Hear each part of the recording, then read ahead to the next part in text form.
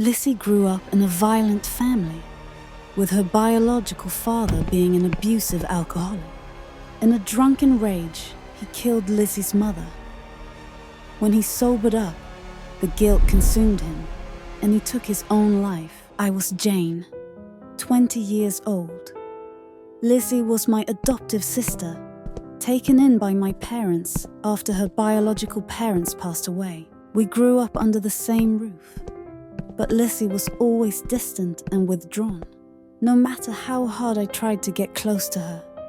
One day, my parents suggested a family trip, hoping it would help Lizzie heal after such a devastating loss. Where would my precious daughter like to go?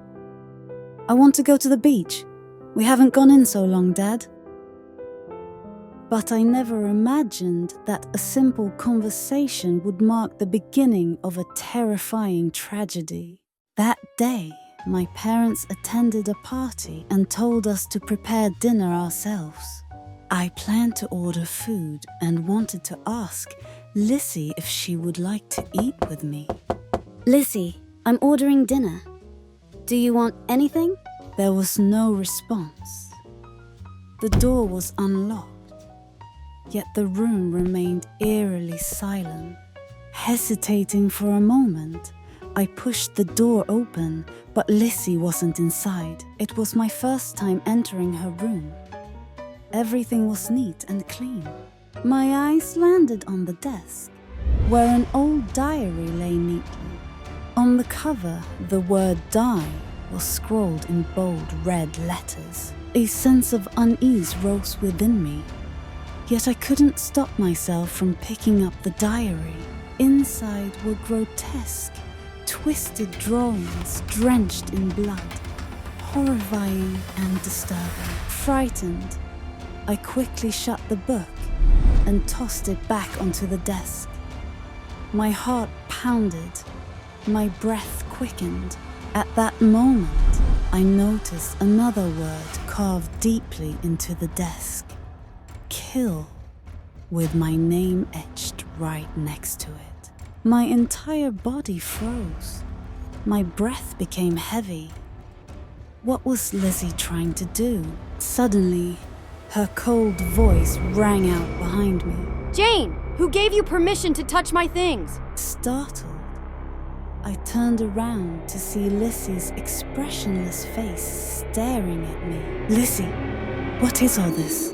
Lizzie said coldly. I hate you. I want you dead. With that, she pulled a sharp knife from her pocket and lunged at me. I quickly dodged, but the blade still sliced deep into my arm, sending a sharp pain through me. Lizzie then kicked me hard in the back, making me fall onto the floor. She opened a drawer, pulled out a rope, and immediately pounced on me, pinning me down. Before I could react, my wrists and ankles were already bound tightly. Why are you doing this to me? I hate how happy you are. I hate your stupid, cheerful smile. She dragged the blade across my cheek, the cold steel sending a chilling sensation through my skin. Lizzie, please stop. Everyone loves you. Love! You have everything. Parents, vacations, attention. And me? I'm nothing but a discarded piece of trash. No, Lizzie. We all want you to come with us on the trip. Shut up! I don't need your pity. My pleas only fueled her rage. She gripped the knife tightly and stabbed it deep into my thigh. A searing pain shot through my body, and I screamed in agony. Lizzie's fingers tightened around the knife handle, preparing to drive it down with all her strength. I truly thought that would be the last moment of my life. But just then, my mother's terrified scream shattered the air. Looking towards the door, I saw my parents standing there, their faces frozen in horror. Lizzie, what are you doing? Lizzie, put the knife down. Don't come any closer or I'll kill her. In an instant, my father lunged forward, grabbing Lizzie's wrist and struggling to pry the knife from her grip. Lissy suddenly bit down hard on my father's hand, making him yelp in pain and loosen his grip. Taking advantage of the moment, she broke free and turned towards me, eyes burning with madness. My father quickly grabbed her from behind, wrapping his arms around her tightly. She thrashed violently, screaming. Lizzie, my love, please stop. Lissy suddenly froze, turning to look at my mother. Her grip on the knife loosened, and it clattered to the floor. Perhaps, at that moment, she remembered her biological mother, the only person who had ever truly loved her. After that day, my parents took Lizzie to see a psychiatrist. She was diagnosed with severe psychological disorders caused by past trauma, so she had to stay at the hospital for treatment. What Lizzie did to me was painful, but I never once hated her. In fact, I felt even more sorry for her. I only wished for our family to be whole again someday. Adam was born with prosopagnosia, face blindness. He couldn't recognize people's faces, not even his own. Instead, he identified them by their voice, hairstyle, or clothing. At this moment, Adam was on his way to a date with his girlfriend.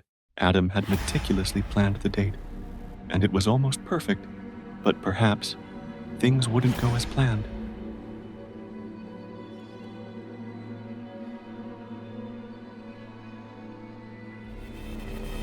I'm sorry. My face blindness hinders the investigation. It's okay, don't worry too much. Just stay calm. Good evening, sir. I'm his girlfriend. Good evening, lady. So, we'd like to meet you at the station later for a more detailed statement. Adam, are you okay? Lisa, I'm so sorry for ruining our date. It's fine. Let's go home. Today has been overwhelming enough.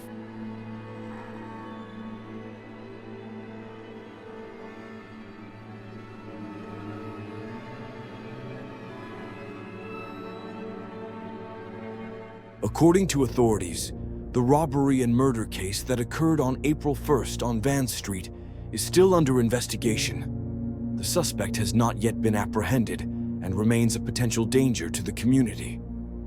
Authorities urge residents to stay vigilant, avoid going out late at night unless necessary, and immediately report any information about the suspect to the nearest police station. You're back? What did the police say today? Any new leads? I underwent hypnosis therapy today, but I still can't remember her face. I see. If it's too exhausting, don't push yourself. It's not your fault. Don't watch the news anymore. I'll get dinner for you. Lisa seemed to be in a good mood. On the other hand, Adam, who had just witnessed a murder, was far from okay. Wait, aren't you allergic to tomatoes? I remember that one time you ate ketchup and had to be rushed to the hospital. Oh, that was a long time ago. I gradually built up tolerance because I wanted to enjoy spaghetti with you. Are you sure you're okay? I'm really fine. Eating a small amount shouldn't trigger a reaction. But if you're worried, I won't eat anymore. Adam's face blindness made social interactions difficult. It was hard for him to form lasting relationships. To make up for his inability to recognize faces, he paid close attention to his girlfriend's habits, preferences, and unique traits. When did you get a tattoo? You never mentioned it. Oh, I got it to cover a burn from hot oil. It wasn't important enough to bring up. Adam felt uneasy. Lisa used to share every little thing with him. Why would she hide something like a tattoo? Days passed, and the investigation remained stagnant. He's not taking any notes. That's strange. What are you doing? Oh, I had some free time, so I want to clean up for you. Did you just come back from the police station? Adam had come home unexpectedly and noticed Lisa acting strangely. I never asked you to do this. You can just leave it to me. By the way, Lisa, do you still have the contact information for that hotel we stayed at in the Maldives? A friend of mine is asking. Give me a second, I'll send it to you. Lisa, we've never been to the Maldives. Who are you?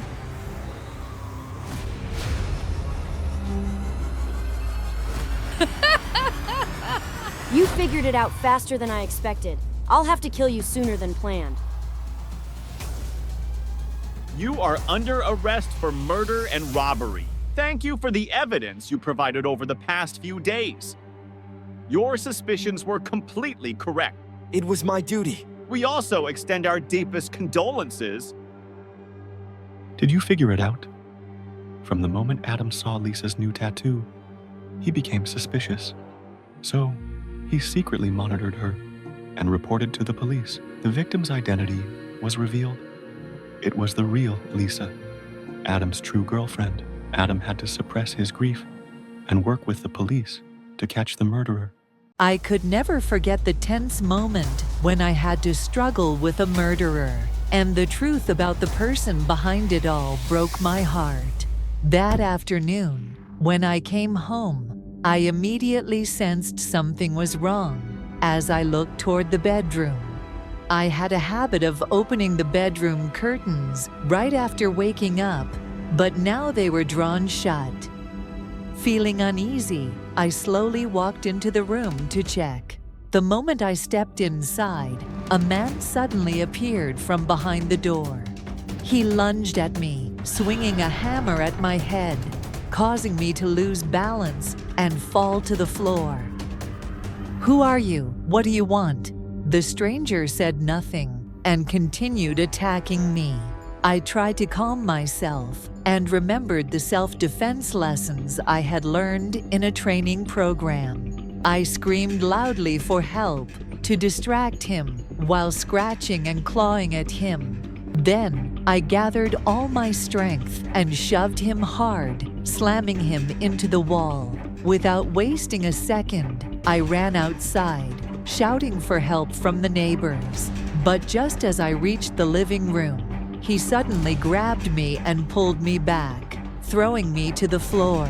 Although the man was tall and large, I outweighed him significantly.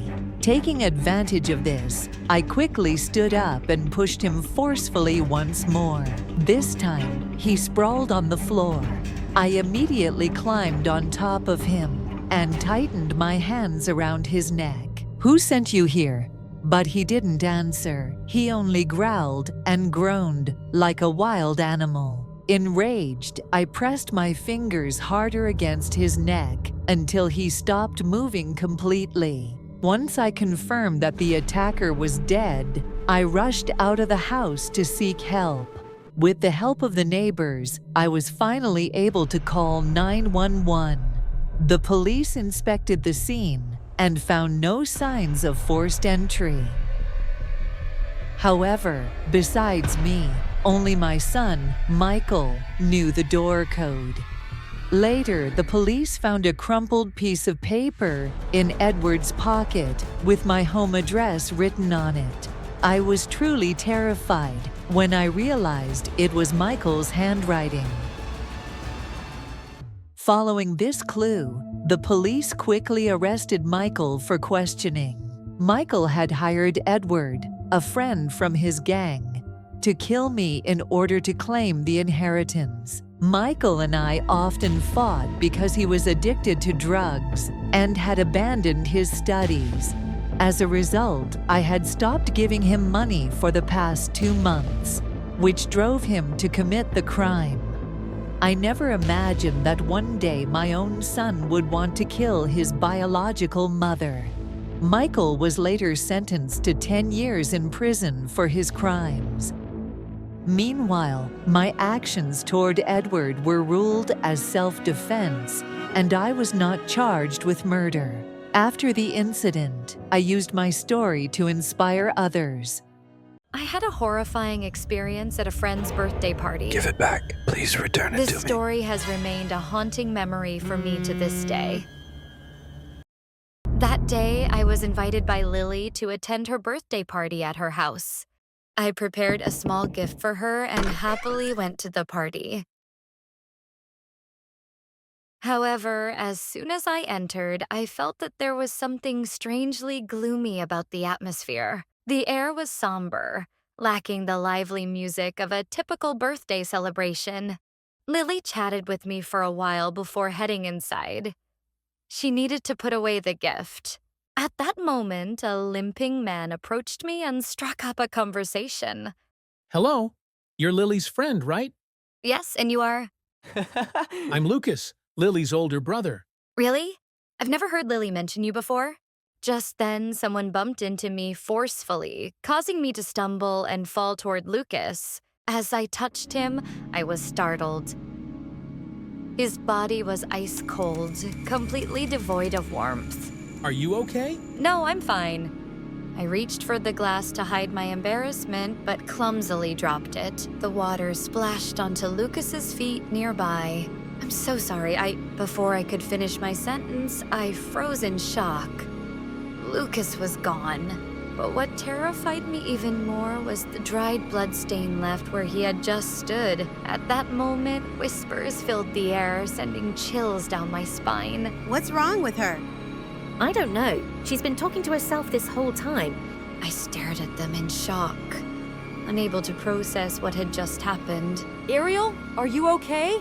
I was just talking to your brother, but I don't know where he went. You said you met Lucas? Yes. He's tall, with a mole at the corner of his eye. Is he your brother? That's impossible! My brother, Lucas, passed away 2 months ago? I stood frozen. Then, who had I just met? I didn't dare think further. I quickly said goodbye to Lily and rushed home.